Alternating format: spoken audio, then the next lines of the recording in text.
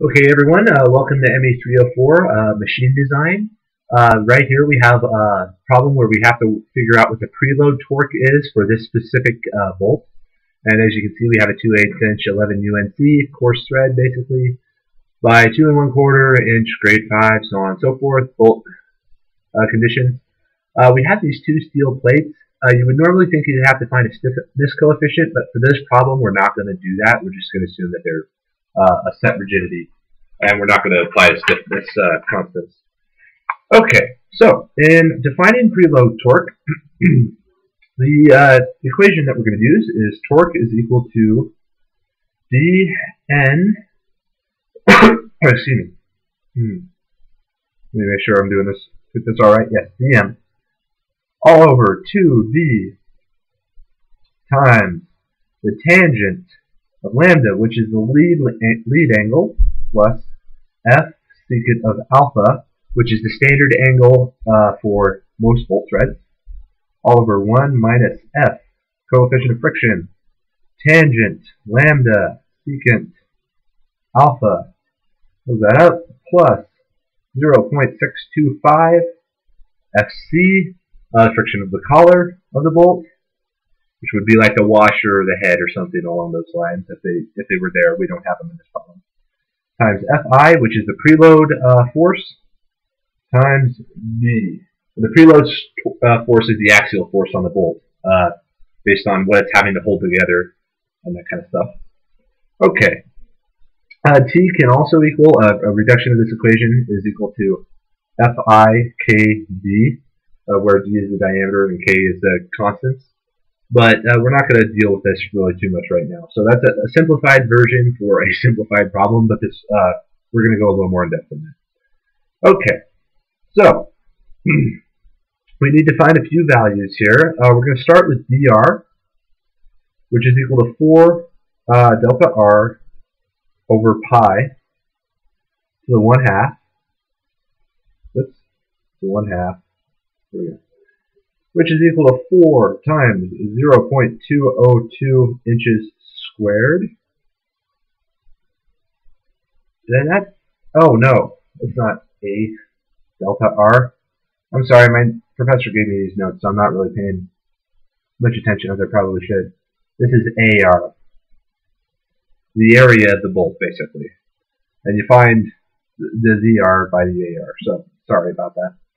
202 all over pi inches squared to the 1/2. If you get that, that's 0.507 inches. Okay, and then finding dm is equal to d plus dr over 2. One note about these equations: these are for angled threads. Angled threads or acme threads. For square threads, these two equations are a little bit different and are related to the overall d. So you really have to pay attention to the problem of what is being used. So like for a power screw, these equations would be different, but since we're using angled threads, these are the equations you use for dr and dm. So just be aware of that when you're studying these things. 0.625 plus 0.507 all over 2, which is equal to 0.566 inches. Okay, and then lambda is equal to tangent -1 of 1 over pi, the median diameter, times n, which is the threads per inch, which is then equal to tangent -1 of 1 over pi times 0.566 inches times 11. Which is from the bolt description. Here, let me show you right where that is. Right there, 11 UNC. So,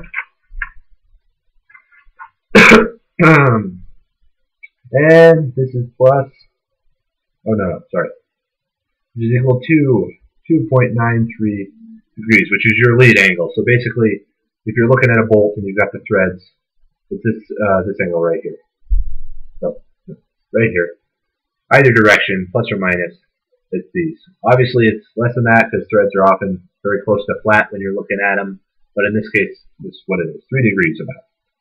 Okay, So then we also assume that alpha is equal to 30 degrees, which is just a standard for bolts. So this is a number that you pretty much just kind of need to memorize about bolts, just because it's what all of them pretty much follow. If your professor is using anything different than this, be aware of it, but this is an industry standard, so this should be the value for alpha that's used. Okay, so now using K, K is equal to 0.5. Okay, 566 inches. 2 times 0.625 times tangent 2.93 plus 0.15 secant 30 degrees. This is dm over 2d. And we did a little bit of finagling to get the force, but that's okay. We'll get it here in just a second. Alrighty. All over 1 minus 0.15 times tangent of 2.93 secant of 30 degrees plus 0.625 times 0.15. Okay, so K is equal to 0.625. Okay. Oh no. Sorry. 0.1963. Okay. So, the reason we just took this equation, this is just the centerpiece, which is the K, because it's basically this whole part.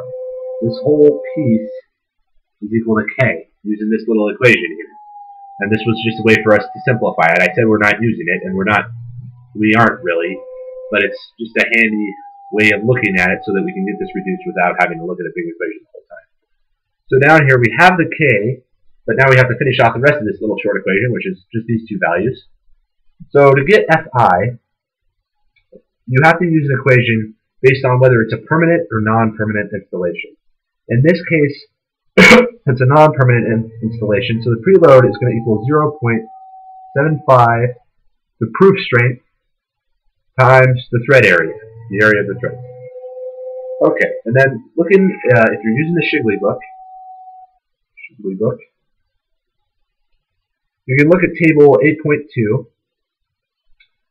for a 5/8 bolt, so on and so forth, with an area AT is equal to 0.226 inches squared. And UNC series, and you'll find out that SP is equal to 85 KSI. So, using all the table values, you get SP from the table. And then, going back to Fi, it is equal to 0.75 times 85 KSI, or, yeah, KSI, that works too, times 0.226 inches squared, which is going to equal to 14.41 kip, or kilopounds per inch. Okay, and now completing the very top equation, this whole mess, you get torque is equal to 14.41 kip times 0.1963 times 0.625 inches. Torque is equal to 1.77 kilopounds per inch. And there you go. That's the torque, the preload torque this bolt has to have in order to meet its non-permanent standard of fitting and tightening.